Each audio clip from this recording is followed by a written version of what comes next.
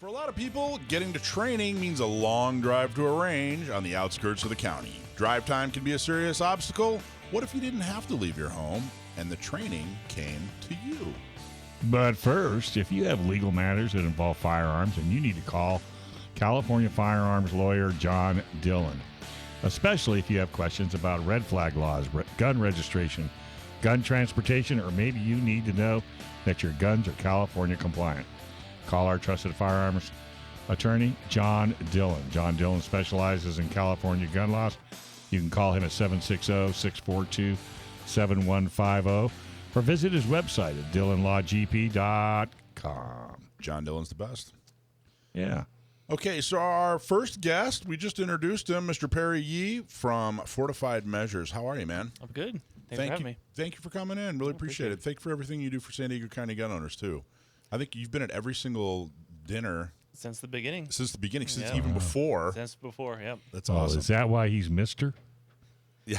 What do you mean? You never call anybody Mr. Well, listen, man. I'm Hey, do you remember? impressed. I'll tell you. So here's why I call him Mister. Do you remember a few months ago I said, "Hey, Dave, I got back into boxing." Yeah. And I decided to, I went out and got some gloves, and, Yeah. I found a guy who used to be a SEAL, and he's in way better shape than me, and he kicks my butt. That's Perry. That's Perry. Why. Oh, guy right I there. would call you Mr. Then too. he hasn't showed up. The last, Since the first time you 3 decked him. months. Yeah, that's why I call him Mister. Oh, that way he won't invite you back. So Perry, let's talk a little bit about your background. What we're going to get into is we're going to talk about Fortified Measures, which is your instruction company. But let's talk about your background. How did you get into fire? Did you shoot when you were a kid? So, I didn't shoot at all when I was a kid, other than like paintball. I did that growing up. Yeah, But Yeah, don't look at him. yeah, Look at he's me. so much better looking than I am, though. Oh, my But God. yeah, I grew up like playing paintball, Yeah. and I don't think I even fired my first firearm until I was 20 and just about to go into the military. So I kind of just wanted to get a little experience. Oh. And Did it help? get my hand on some firearms, but Did the paintball help? a little bit. Did it really? Actually, yeah, a little bit. Interesting. So what branch did you go into? So I enlisted in the Navy in January of 2005. Why'd you do that? Why'd you pick the Navy? So I was in college. This is 2003, and school was just not my thing. I was not a student, and so I kind of back then I kind of needed that. You didn't have a college degree. What are you gonna do with life? And so Yeah, the right. military was kind of a just a secondary option. And at the time, I had a good friend that enlisted right after high school, and so I was just talking to him about his experience, and then went to the local recruiter's office, talked to all the branches, and I was One of like, them hey, had I a better claw than the I other. want whatever the hardest thing is that you got, and not even knowing what that was at the time. I had no clue, and so Literally asked. You said, "I want the hardest thing you got." yeah. So I Now, where'd that come I from? don't know. I think I just had a lot to. What movie did you see? Did you see Red Dawn? Because that's I did. I mean, I way knew before. it. Yeah. No, I think I kind of just wanted a challenge. big challenge, a big challenge for myself, and so from there, talked to all the recruiters, and the Navy recruiters telling me about buds, and I was like, oh, that sounds interesting. I, again, had no idea really what it was. There really wasn't a whole lot of stuff in the entertainment side during that time, so it just piqued my interest and just started training for that, and then I ended up shipping out in January of 2005, and went to boot camp, went to my A school, and then I hopped into the Dive Motivator program to kind of prepare for buds. When you go in, I'm sure a lot of recruiters lead with, "Hey, you want to be a SEAL?" But I mean, I don't know what tiny percentage of people, who think they're going into the Navy to be a SEAL actually become a SEAL. I'm pretty sure it's pretty small. Well, so I went in, and he was able to get me a buds contract. Now, what is a buds for So- people that don't know? So buds is the very start of SEAL training. Gotcha. It's what you see on TV where you're running with the boats on your head and Crawling running with in the logs, mud and you're doing surf torture and all the fun stuff. Right. So I went in with the buds contract, so I just was guaranteed a slot to go to buds, and so I knew going in after my boot camp, after my A school, to get my rate, because I needed a rate at that time before I went to buds.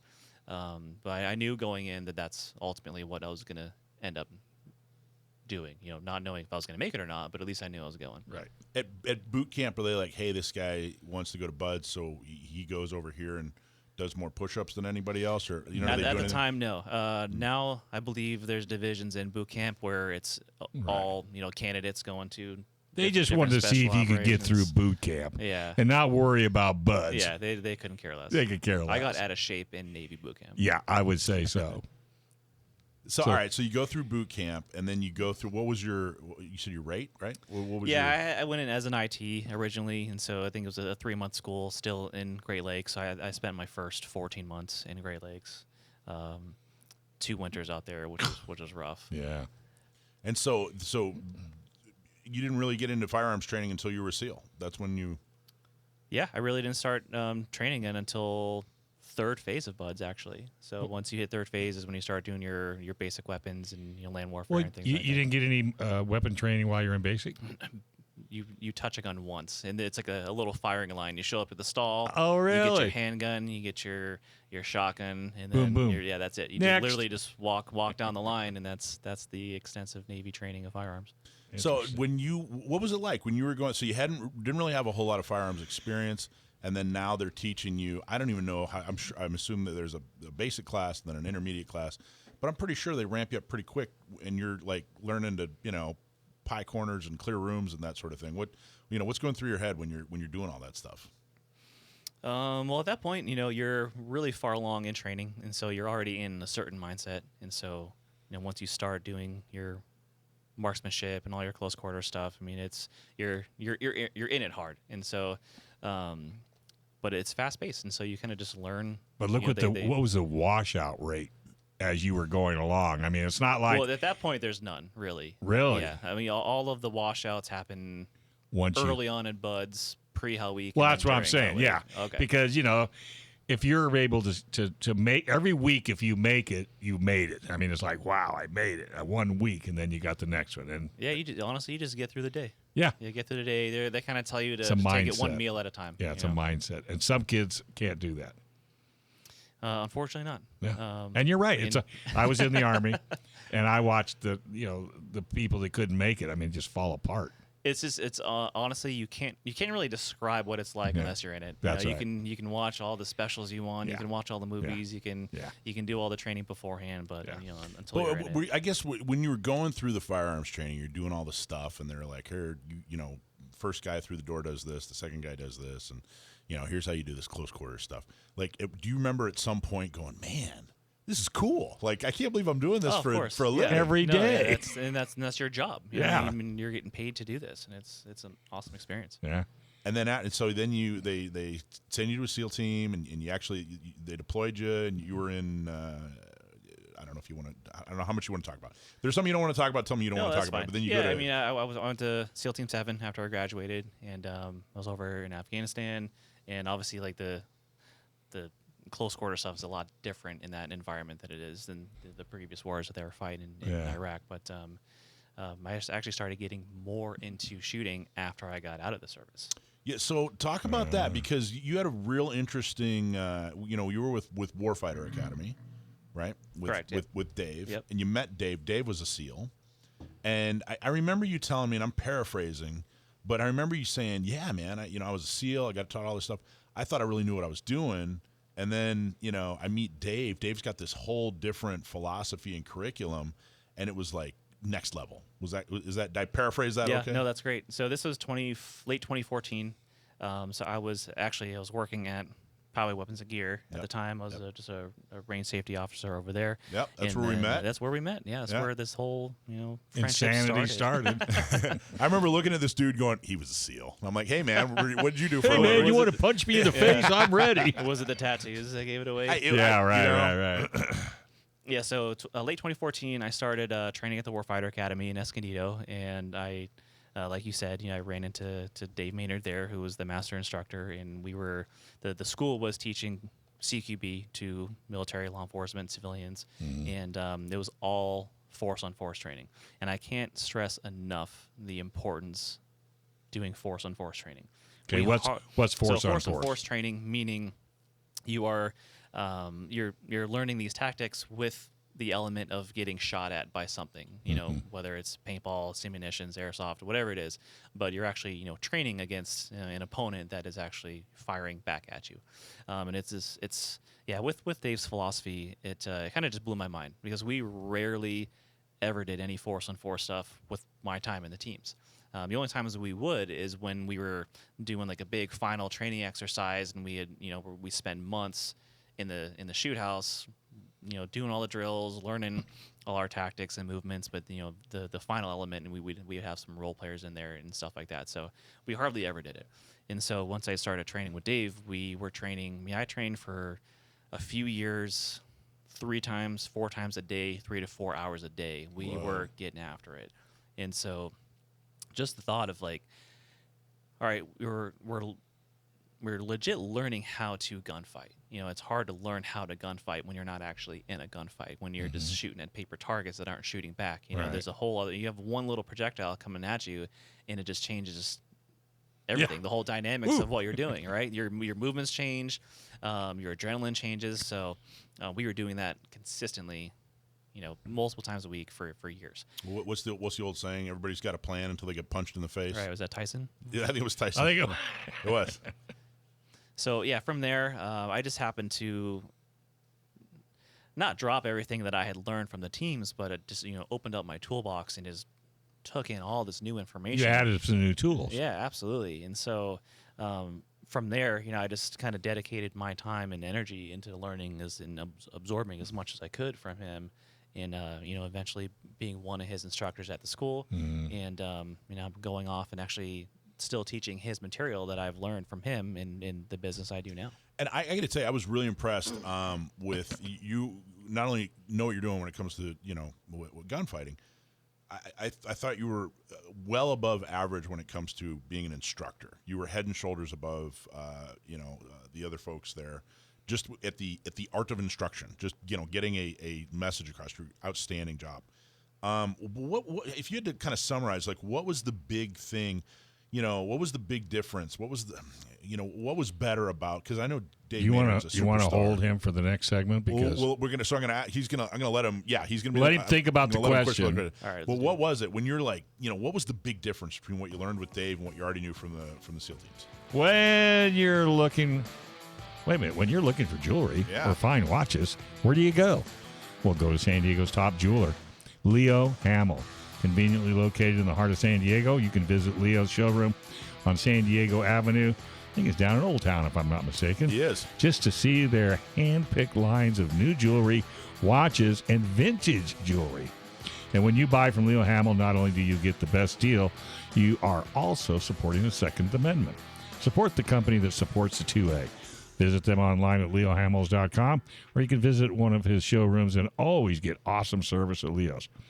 For gifts that last a lifetime, for you or your loved one, visit Leo at leohamills.com. Don't even think of buying a Rolex anywhere but Leo's. Did you get me one? I got you 2. You're the man. I couldn't decide. I know. You know, it was my birthday last week. Happy birthday. Thank you. Where's my Rolex? I left it. It's I on need my the Daytona. It's on my hope chest in my house. Oh, so me and your hope chest can hope together and see when it shows up. I'll bring it right over. All right.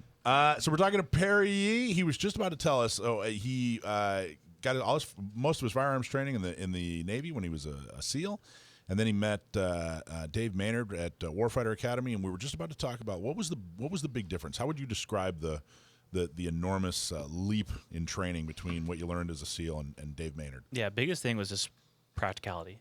My very first day, I went into the academy. There was just the instructor staff there, so we literally just jumped into training that first night, and immediately they start having you shoot left and right-handed.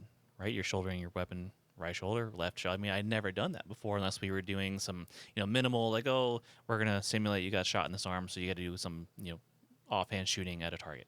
But that's the ground basis to that, and so. The purpose behind that is so when you're coming into corners, you know, there are left-handed corners, there are right-handed corners, and I was always going into left-handed corners in my right shoulder, and so it just the practicality of your body position, and now it also changes how you're going to maneuver within rooms. But we learn everything on an individual level, so we actually start doing one-person CQB, which I was never taught in the military.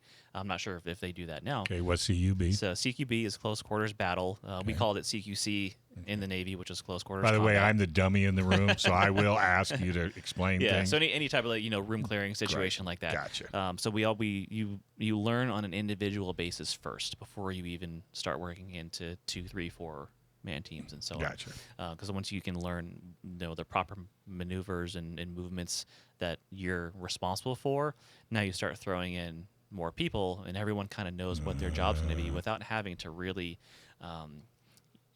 have a specific role. You can be Gotcha. more fluid when you're actually doing stuff like that. Okay. And so you worked with them, learned a ton from Dave. You still train with Dave, don't Yeah, you? I still You guys see Dave every now and then. He's such a good dude. I like him. He cracks me up. He's such an interesting guy. I haven't seen him in a long time. I've only talked to him a few times. But endlessly interesting guy. And then you also we're going to talk about your new business training, but you also run a not-for-profit. Correct. Yep. And what's the name of the not-for-profit? So that's called Active Valor, not Act of Valor, like that really Like the movie? awesome SEAL movie. Yeah, I like But it. Active Valor, and that's been my baby for the last 6 years. And talk about, what do you guys do? So what we do is we have a mentorship program here in San Diego where we pair transitioning veterans as ongoing mentors to children that has lost a parent either overseas in combat Wow. or to suicide while serving on active duty. And so here within San Diego, we host a series of very elaborate and themed outdoor adventures, which give the veterans an opportunity to pass down their military experience and knowledge to these kids that don't have it in the home anymore with their military Wow. parent That's cool. deceased. And now you're relaunching what you're doing is you're launching your own training company called Fortified Measures. Now tell us about Fortified Measures. What are you looking to accomplish? And so what we do with Fortified Measures is it's a mobile training unit. So what I do is I actually travel to people's homes and teach them how to protect themselves and their families with a firearm. It's all firearms based, and teach them how to clear their home in a hopefully unlikely scenario that they have any type of home invasion. But unfortunately, with the tempo of what's happening and crime and just the violence that's happening, it's just a skill that I think everyone should have at least some basic knowledge on. It's one thing, especially for firearms enthusiasts that go to all these courses and all these ranges and take these classes. It's, again, great to open up that toolbox and get as much knowledge as you can. But when it comes down to it, people want to know and feel comfortable and safe on how to protect themselves within their own domain. We're in their home. Is so it's so not only that, but Alicia, you can jump in any time. But wouldn't you think if he came to your house and trained you in your house, your confidence level would skyrocket because now, you already know your house, right? Absolutely. But now you know how to protect yourself in your house. Well, if you don't mind, I'd like to actually speak to that. I've taken many CQB courses, CQC, I've heard both terms as well. And you take that knowledge, and I've gone home to my house, and I realized, you know what? First of all, I want to rearrange my furniture. Sometimes you realize there are things that are better placed in a different arrangement.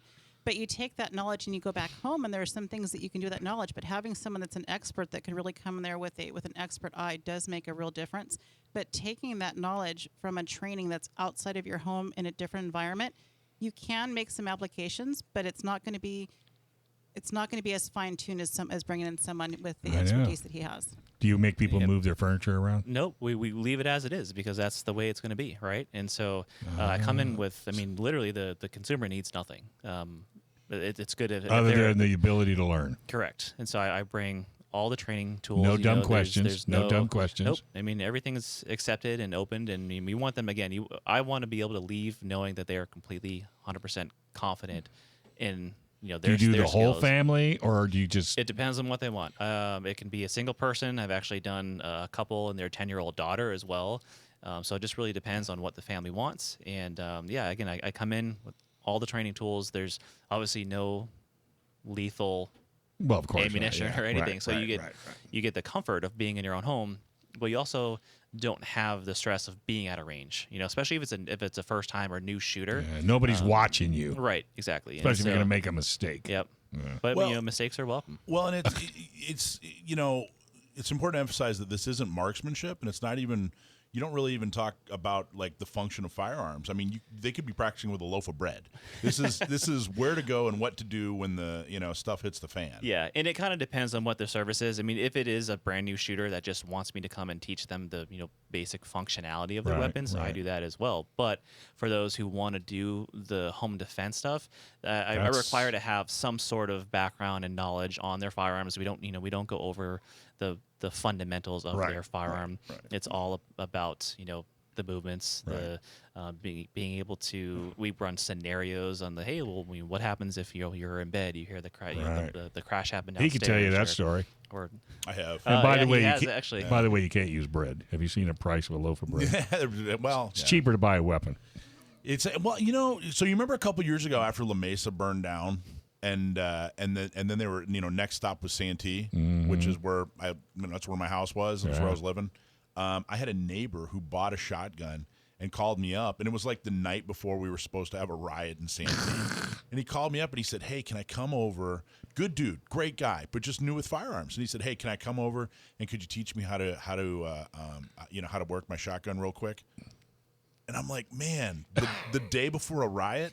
Let's just wait a couple hours. Yeah, that's not the time. Which is, look, I'm not making fun of this guy at all. He's a great dude, but everybody out there listening, there are a lot of different kinds of training, and most people, when you tell people, hey, go take training, they go take some kind of marksmanship training. Right. They go try to figure out how to better put a hole in a piece of paper, and that's important. But there's so much more out there because you can't get the bad guy. Excuse me, sir. Could you just move a little bit more to the left? Okay. Right. Can't do that. So what I really, really like, and Perry was generous enough to, we actually auctioned Perry off at our gun prom this year. So I don't remember the names of the winners, but they're going to come and learn from you. But it's such unique Have they come training. and learned yet? No, yeah, we're going to start, I believe, first week of September. Because we need to, what we need to do? We need to get those folks, if they'll come in, sure, and talk about the experience of what it was like. I didn't hear that raffle. It was a live auction. I didn't hear that. I must have been sleeping. Well, you probably were. Yeah, it's a champagne. But it's totally unique training. It's extremely relevant and pragmatic. How long does it take? So there's it depends on what you want. I offer a 5-day and a 10-day course. So this isn't a one time I show up and that's it. It's something that you need to practice at. So Obviously, you just know people have terrible memories. Well, I mean, honestly, they're very perishable skills. And so you can't learn everything within one day. So this way you break it up into 5 or 10 days, and they're 2 hours per session. Oh. And so, but, and that probably goes by like it goes a by nanosecond. really fast, especially once they do start asking more questions. But what's great about the training tools, and we're working with laser systems, CO2 powered barrels that have recoil, so you can actually have a little bit of realism, but you have all these interactive targets that you can place throughout your entire house. You can put them in corners, you can put them up on banisters. I mean, so you can really explore. I mean, whatever size their home is, that's all the training space that you have. I mean, you can use every inch of it. Have you ever showed up on the second training and the guy or the girl's dressed like Rambo? Not yet. They got they got the paint on the face. They're ready. But it is funny enough. I mean, it's educational, but it's fun. It's a lot of fun. Well, I was going to say, yeah. I bet after you're done training them, I bet every weekend the family says, "All right, we're going to have a trainer tonight. Let's everybody get in your outfits." I had this lady, real sweetheart, older lady who was involved in politics years ago. She wanted to learn how to get a gun, or she was going to buy a gun. She wanted to learn how to shoot a gun. So she showed up at a range, met her at a range. And, very professional lady, always in a nice suit or whatever, very, she showed up. She had camouflage pants and a black turtleneck sweater on. She was ready. I'm like, we're not going to a Black Panther rally. We're, we're just learning how to shoot a whatever. Let's go in there. This will work out great. But anyway, so. That's enthusiasm. She was definitely enthusiastic. And that's what don't you want enthusiasm? You do. Actually, we had a client when I was working at Warfighter, this young lady that just moved to California, and she would come train in heels and a skirt, and she was like, "Hey, this is one I'm in all day, every day. I would rather train in a more practical scenario." Because you can't tell the guy breaking in. Hold on, let me go change clothes. Hers was more out for everyday environment, but yeah, I mean it's. Yeah, that's awesome. This guy's good. I know. Yeah, I've been waiting to get him on here, and I think we're going to have him on here a few more times. Website? Yeah, you can go ahead and find me at fortifiedmeasures.com, where you can check out all the different programs. You can there's no you can't actually purchase packages because it's only available for San Diego County residents. But you can go ahead and shoot me an email, which will be on the contact form. And yeah, that's the best. You get that? Shoot him a. I get it. You get that? And I've decided Unintended. in a couple of segments here, we have an open segment. I'm going to get Perry to tell the scariest SEAL story, the scariest story ever that he ever experienced when he was a SEAL. I decided I'm going to. Thanks for watching this clip from Gun Owners Radio. You can watch us live every Sunday from 4 to 6 p.m. California time, right here on our YouTube channel, or if you're in the San Diego area, you can listen to us on 1170 a.m. We're also available on your favorite podcast platform for free. Don't forget to like and subscribe so that you can help restore and protect the Second Amendment, not just in California, but across the country.